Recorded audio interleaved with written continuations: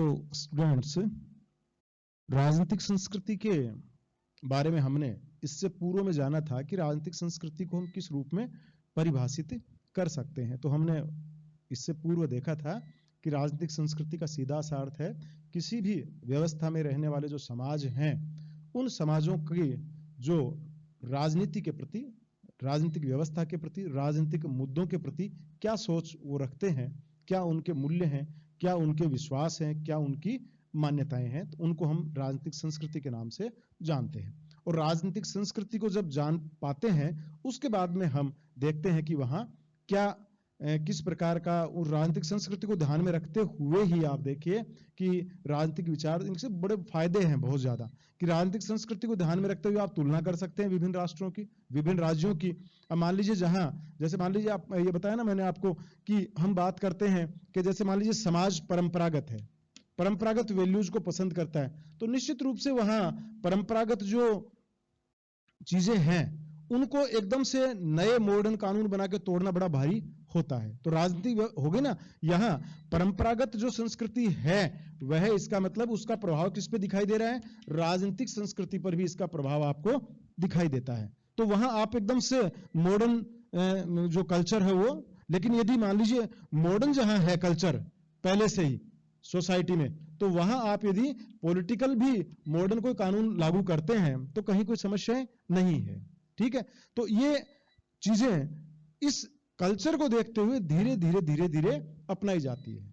अब बहुत से कानून ऐसे मिलेंगे आपको कि जो वहां उस तरह की चीजें लागू कर दी जाती है, लेकिन चूंकि सामाजिक कल्चर वैसा नहीं है तो आप देखिए कि उन कानूनों का बहुत बड़ी मात्रा में आपको लाभ देखने को नहीं मिलता है। तो ये बड़ा एक कंपैरिजन करने का, तुलना करने का विभिन्न राष्ट्रों के मध्य एक बड़ा बहुत अच्छी अवधारणा ये है। इससे आप जान पाते हैं, क्योंकि इनमें दिक्कत एक आप ये देखिए कि कोई भी मान लीजिए एक्स राष्ट्र के सामने कोई समस्या आई है, तो एक्स राष्ट्र ने कोई नई चीज ली है, तो आप देखेंगे कि यदि हम अध्ययन करेंगे पूर्व में इन चीजों का, तो उस संस्कृति से मिलते जुलते लोग जब उस संस्कृति से बाहर निकले, राजनीतिक संस्कृति से, या उन्होंने उस पूर्व में वैसी संस्कृति से जब संघर्ष किया, तो वाई एक्चुअली वही चीज पहले झेल चुका वो राज्य, तो बड़े आराम से आप उनको देख सकते हैं कि वहां उन्होंने क्या तरीके इस्तेमाल किए थे, तो यहां भी ये राज्य उनको उन तरीकों से इस्तेमाल कर सकते हैं। तो सीधा सा हमने देखा था कि पॉलिटिकल कल्चर ऐसा है। अब देखिए, आज हम जानते हैं कि राजनीतिक संस्कृति को लेकर कुछ विशेष बातें क्या क्या उनके बारे में कही गई है। तो एक तो इसके बारे में, ये राजनीतिक संस्कृति को लेकर इसकी एक विशेषता बताई जाती है कि राजनीतिक संस्कृति एक ही समाज में यदि हम बात करें तो वो कहते हैं कि राजनीतिक संस्कृति आपको एक जैसी नहीं मिलेगी। ठीक है, जैसे मान लीजिए हम किसी भी समाज में एक जैसी राजनीतिक संस्कृति नहीं मिलेगी। जैसे दो लोगों में देखिए आप, हर समाज में किसी भी राजनीतिक व्यवस्था की यदि हम बात करें तो दो तरह के लोग उसमें होते हैं। एक होते हैं सत्ताधारी लोग और एक होता है जनसाधारण। ठीक है, तो लुसियन पाई यहां तक कहते हैं कि इन दोनों में कोई समानताएं नहीं मिलेंगी, इनके कल्चर आपको भिन्न भिन्न मिलेंगे। सत्ताधारी दल का कल्चर अलग है और जनसाधारण का राजनीतिक संस्कृति है वो अलग है। ठीक है ना, क्योंकि दोनों के हित अलग अलग हो गए। एक राज्य हित से जुड़ा हुआ है, ये निर्णयों से जुड़ा हुआ है, और ये निर्णयों को लागू करने वाला, लागू होना जिनके ऊपर है उस व्यवस्था से जुड़ा हुआ है। तो इनके कल्चर आपको दोनों के अलग अलग मिलेंगे। तो राजनीतिक संस्कृति का आशय यह नहीं है कि हम देखते हैं कई बार जो निर्णय लेने वाले हैं वो मॉडर्न उसको पसंद करते हैं, लेकिन जो नीचे जनसाधारण है वो हो सकता है कि ट्रेडिशनल चीजों को पसंद करे। तो एक ही समाज में आपको एक से अधिक प्रकार की, एक सी राजनीतिक संस्कृति या एक से अधिक राजनीतिक संस्कृति देखने को मिल सकती है। ठीक है ना, तो ये एक चीज है। उसका कारण मैंने बता दिया। जैसे मान लीजिए कि ये मान के चलते हैं कि जैसे सत्ताधिकारी जो दल होता है, सत्ताधारी जो शासन करता है, उनके राजनीतिक संस्कृति एक जैसी होती है, लेकिन जब वही संस्कृति जनसाधारण की बात करें, क्योंकि ये सब लगभग एक जैसे मिलेंगे आपको, इनमें ज्यादा जो भी सत्ता का यूज करेगा वो सारे लगभग उनमें कल्चर एक जैसा मिलेगा। लेकिन जनसाधारण का जो कल्चर है वो आप देखेंगे विभिन्न आधारों पे बंटा हुआ मिल सकता है, धर्म के आधार पे, जाति के आधार पे, समुदाय के आधार पे। अब इनमें मतलब समझ गए आप इस चीज का? जैसे मान लीजिए यहाँ 5 प्रकार की जातियां है जनसाधारण में, यदि आप बात करें तो हर जाति की अपनी अपनी संस्कृतियां होती है, तो उन संस्कृतियों का प्रभाव आप वहां देखने को मिलेगा। हो सकता है कि कोई जाति लिबरल है तो उसका पॉलिटिकल बिहेवियर भी कैसा मिलेगा? लिबरल मिलेगा। वो हो सकता है कि इनके द्वारा कोई मॉडर्न कोई निर्णय लिए जाएं तो उनको जल्दी स्वीकार कर लेते हैं, ज्यादा विरोध नहीं करेंगे। लेकिन इन्हीं में मान लीजिए कोई जाति है बहुत अत्यधिक रूढ़िवादी है, तो उस रूढ़िवादिता का प्रभाव, उस रूढ़िवादी संस्कृति का प्रभाव उनके पॉलिटिकल कल्चर पर भी, उनको रूढ़िवादिता का मिलेगा प्रभाव आपको, और वो हो सकता है कि उसी कानून का विरोध करेंगे। ये उसी कानून का एक विरोध कम कर रहा है और एक विरोध इस हद तक कर रहा है कि वो मरने मारने पे उतर जाते हैं। तो ये कहने का अर्थ यहां है कि एक ही यदि हम समाज की बात करें तो जहां सत्ताधिकारी दल होता है वो लगभग समान, उनका लगभग समान सा ही होता है, उनमें ज्यादा अंतर, उनकी प्रकृति में, उनकी संस्कृति में अंतर नहीं मिलेगा। वो सारे एक चीज को स्वीकार करते हैं, तो वहां जाके वो उस कानून का निर्माण करना है तो दल के साथ जुड़ जाएंगे, अपनी दलीय उसमें एकता में विश्वास करेंगे और करेंगे, उनमें लगभग समान सा मिलेगा। लेकिन जो नीचे है जनसाधारण की जो पॉलिटिकल संस्कृति है उसमें भिन्नताएं मिलती है अनेक आधारों पर, जैसे हमने बात की जन समुदाय के आधार पर मिल सकती है, धर्म के आधार पे। ये काफी यहां बताते हैं कि ये जो पॉलिटिकल कल्चर है, जैसा कि सिडनी बताते हैं, तो सिडनी कहते हैं कि जनसाधारण के कल्चर को यदि आप देखेंगे तो वहां पर आपको कई तरह की फूट मिल सकती है, देखने को दिखाई दे सकती है। लेकिन ये अलग अलग समाजों में अलग अलग होती है, अलग अलग व्यवस्थाओं में। ये मान लीजिए जहां विकासशील राष्ट्र हैं उनमें ये और ज्यादा देखने को मिलेगी, पिछड़े राष्ट्रों में और अधिक देखने को मिलेगी, तो विकसित राष्ट्रों में ये विभाजन बहुत कम देखने को मिलेगा, लेकिन ऐसी संभावनाएं बनी रहती है। तो ये इस पर डिपेंड करता है कि उस राज्य का स्तर है वो किस तरीका है, क्योंकि तभी आप कंपैरिजन कर सकते हैं। आप एक ही व्यवस्था का कंपैरिजन, ऐसा नहीं कि आप उसको अफ्रीका, पाकिस्तान, भारत, बांग्लादेश, अमेरिका सब में आप उसका मूल्यांकन करें। मूल्यांकन तभी होगा जब अन्य परिस्थितियां समान हो, तो समान परिस्थितियों वालों का मूल्यांकन आप कर सकते हैं। इसके लिए तुलनात्मक राजनीति विज्ञान में राजनीतिक संस्कृति अध्ययन उपागम है, ये आपको समझना ही पड़ेगा। ठीक है, तभी विभिन्न राजनीतिक व्यवस्थाओं का मूल्यांकन सही तरीके से कर सकते हैं हम। सीधी बात, समझ गए ना आप इस चीज को? मान लीजिए हम एक कार, मोटरसाइकिल, साइकिल, इनका कोई कहे कि इनमें कंपैरिजन करिए, तो क्या कंपैरिजन करेंगे आप उनका? एक की प्रकृति अलग है, दूसरे की प्रकृति अलग है, तीसरे की प्रकृति अलग है। लेकिन एक जैसी साइकिलें हो, साइकिलें ही हैं सारी।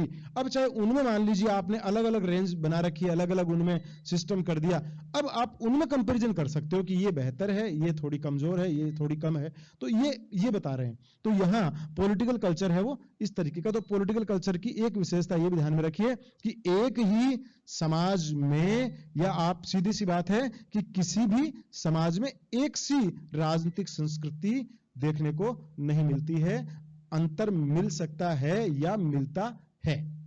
क्लियर है चीज? तो एक आप इसको ध्यान में रखिए। तीसरी जो चीज आती है राजनीतिक संस्कृति के बारे में, जो हम अभी आज हम बात करें राजनीतिक संस्कृति के जो महत्व है या इसकी जो विशेषताएं हैं वो किस तरीके से हैं, तो अगली जो चीज आती है वो ये है कि राजनीतिक संस्कृति है वो राजनीतिक प्रक्रिया और राजनीतिक व्यवस्था को स्वरूप प्रदान करते हैं। जैसी राजनीतिक संस्कृति होगी वैसी ही वहां की राजनीतिक व्यवस्था होगी, अर्थात राजनीतिक व्यवस्था का स्वरूप किस पे डिपेंड करता है? राजनीतिक कल्चर पे डिपेंड करता है। वो चाहे जनसाधारण का राजनीतिक कल्चर हो, चाहे वो सत्ताधारियों का राजनीतिक कल्चर हो। मान लीजिए सत्ताधारी है, उनका राजनीतिक कल्चर ये है कि राजनीति को उन्होंने अपने लिए यूज करते हैं, वो कि हमें केवल राजनीति के माध्यम से अपने, तो एक करप्शन वहां आपको दिखाई देना शुरू हो जाएगा। तो ये कल्चर है वो अलग तरीके से प्रभावित करेगा। अलग मान लीजिए राजनीतियों का संस्कृति अलग है कि वहां लोग, राजनीतिक संस्कृति ये है कि वहां केवल राज्य के लिए ही उनको आना है, तो वो अलग कल्चर होगा। तो आप देखिए कि जनसाधारण की जो कल्चर है उसी तरीके से जो सत्ताधिकारी हैं उनके कल्चर भी विभिन्न राज्यों को अलग अलग खानों में खड़े करते हैं। ठीक है ना। वो उस राज्य की दिशा तय करते हैं, उस राज्य को स्वरूप प्रदान करते हैं, उस राष्ट्र को, लोगों को। वो तो, और इसी तरीके से नीचे जो लोग हैं, जनसाधारण का जो राजनीतिक कल्चर है, कहने का मतलब है दोनों का ही कल्चर, राजनीतिक कल्चर को देखकर आप बता सकते हैं कि उस राजनीतिक व्यवस्था का स्वरूप कैसा है, मॉडर्न है, परंपरागत है, विकसित है, विकासशील है, या मान लीजिए भ्रष्टाचार युक्त है। जो भी आप उसमें संस्कृति को देखेंगे तो राजनीतिक, सीधा सा समझ गए आप इस चीज को कि किसी भी राजनीतिक व्यवस्था का स्वरूप किससे निर्धारित होता है, उस राज्य के जो समाज है उसमें रहने वाले और उस राज्य का जो संचालन करने वाले हैं उन लोगों की राजनीतिक संस्कृति से ही उस राजनीतिक व्यवस्था को स्वरूप मिलता है। तो ये आप इसको विशेष रूप से ध्यान रखिए। अगली जो यदि हम बात करें तो राजनीतिक संस्कृति का एक सबसे बड़ी विशेषता क्या है कि राजनीतिक जो क्रियाएं होती है, राजनीतिक क्रियाओं में चाहे वो निर्णय ऊपर से जो होती हो, चाहे वो राजनीति के प्रति जैसे वोट डालना है लोगों के, या अपने जो कानून व्यवस्था है उसके प्रति जागरूकताएं हैं, राज्य के प्रति विश्वास है, राज्य की जो सत्ता है उसमें विश्वास है, उसका विरोध है, उसके प्रति घृणा, जो भी ये सारी चीजें हैं, कहने का मतलब है ये जितनी भी राजनीतिक क्रियाएं हैं, क्रियाएं तो जानते हैं आप, राजनीतिक जो जिन क्रियाओं का संबंध किससे है, राज्य की नीतियों से है, राज्य से है, राज्य के गतिविधियों से है। तो राज्य की जो राजनीतिक क्रियाएं हैं उनको प्रभावित करने में किसका रोल होता है, राजनीतिक संस्कृति का होता है। समझ गए आप। अर्थात उस समाज में रहने वाले लोगों के जो आनुभाविक विश्वास हैं, जो अभिव्यक्तियां हैं, जो अभिव्यक्ति के प्रतीक हैं, जो उनके मूल्यों की व्यवस्थाएं हैं, उन्हीं के आधार पे उन राजनीतिक उस व्यवस्था की जो राजनीतिक क्रियाएं हैं वो संपन्न होती है। क्लियर है। तो एक हम ये चीज देख सकते हैं। अगली जो बात है जो लुसियन पाई कहते हैं, ये सारी वो चीजें हैं जो राजनीतिक, हम ये इसलिए आपको समझना है कि राजनीतिक संस्कृति का उपागम क्यों समझते हैं, क्यों राजनीतिक संस्कृति का अध्ययन करना राजनीति विज्ञान में आवश्यक है। तो जब तक हम वहां के लोगों के आदतें नहीं जानेंगे, एक मतलब सीधा सरल शब्द आप जानिए, राजनीतिक आदतें, आपकी जो आदतें हैं वोटों के प्रति, राज्य के प्रति, अधिकारों के प्रति, अपने स्वतंत्रता के प्रति आप कितने संघर्ष अपने अधिकार के लिए करते हैं, ये सारी क्या, ये हमारी आदतें हैं। तो ये क्या हो गया, हमारे विश्वास, हमारे मूल्य, हमारी भावनाएं, ये सारी जो एक आदतों के रूप में कन्वर्ट हो जाती है। तो ये चीजें क्या हो गई, संस्कृति हो गई। तो बिना संस्कृति को जाने हम किसी भी राज्य के बारे में, हम जैसे ये मैंने बताया ना कि जैसे आप जब वोटों में एग्जिट पोल आते हैं, ये एग्जिट पोल किस आधार पे हैं, ये पॉलिटिकल कल्चर के आधार पे तो निकालते हैं लोग कि अलग अलग जो समाज हैं उनकी राजनीतिक संस्कृति में उनकी व्यवस्थाएं क्या होती है, उन्हीं के आधार पे ये लोग उनके विभिन्न जो निष्कर्ष हैं वो निकालते हैं। तो राजनीतिक संस्कृति का सीधा सा अर्थ हो गया वो आदतें, और उन आदतों को देखकर ही उन राज्यों की, उन आदतों में क्या सुधार करना है, किस तरीके से वो सुधारी जाएंगी, कहाँ उनका शुरुआत कहाँ से करनी है, उनका जो बेस है वो कहाँ से लेना है। तो ये चीजें, जैसे मान लीजिए हम भारत में बात करें तो हमने देखा कि सबसे बड़ी चीज है शिक्षा है, टेक्नोलॉजी है, लोगों को इस तरीके की जो चीजें उनसे धीरे धीरे परिवर्तन लाना है। तो हम देख रहे हैं कि वो परिवर्तन आ रहा है, लेकिन वो कैसे आ रहा है, धीरे धीरे जैसे वो चीजें बढ़ती जाएंगी आप देखेंगे कि डेवलपमेंट की जो प्रक्रिया है वो और तेज होती जाएगी। तो ये राजनीतिक संस्कृति में जब तक बदलाव नहीं आएगा तब तक राजनीति के स्वरूप में बदलाव नहीं आता, तब तक राजनीति की क्रिया व्यवस्थाओं में बदलाव नहीं आता। तो राजनीतिक संस्कृति का सीधा संबंध किससे हो गया, राजनीतिक विकास से हो गया, आधुनिकीकरण से हो गया।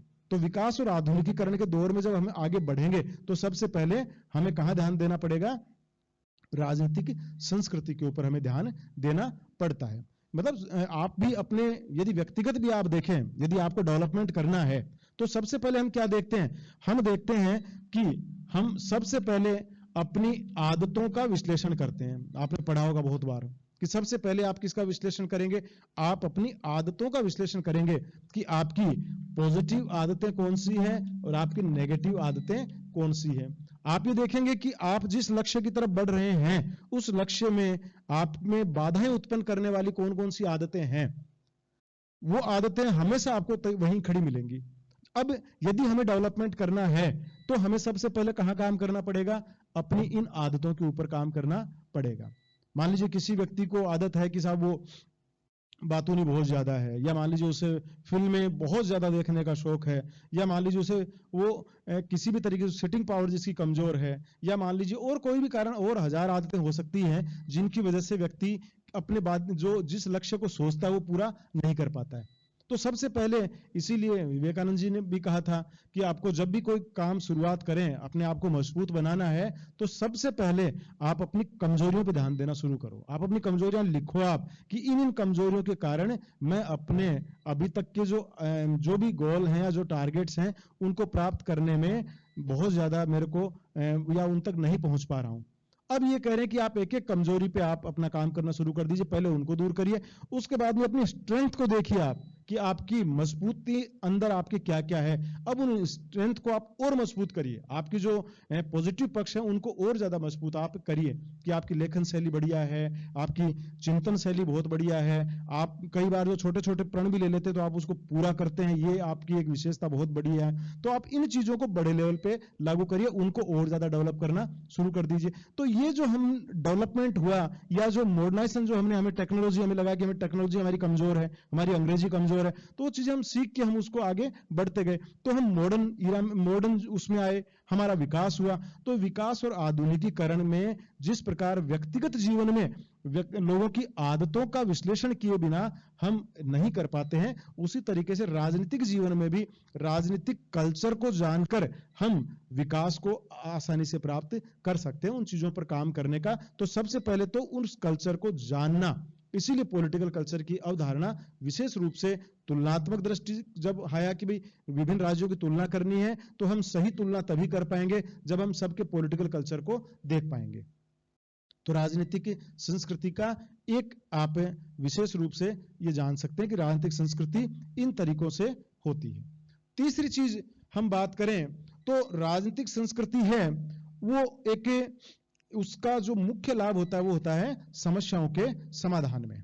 विभिन्न राष्ट्रों को जो समस्याएं हैं उनमें कोई नई समस्याएं आई है तो मैंने पूर्व में बताया था कि उसी संस्कृति से जुड़े हुए जो अन्य व्यवस्थाएं हैं उनमें एक्चुअली वो समस्याएं पहले भी आ चुकी होती हैं। बहुत से राज्य ऐसे होते हैं जो उन समस्याओं से निकल चुके होते हैं, बहुत से राज्य हैं जो अब वर्तमान में सामना कर रहे हैं। तो जो राज्य सामना कर रहे हैं वो अपने लगभग समान कल्चर वाले, जो समान पॉलिटिकल कल्चर वाले जो राज्य हैं उन राज्यों का अध्ययन करके, जो निकल गए उस समस्या से, उन राज्यों का अध्ययन करके वो चीजें वहां पर क्रियान्वित कर सकते हैं। तो ये राजनीतिक संस्कृति के अध्ययन का एक मतलब व्यावहारिक लाभ मिलता है।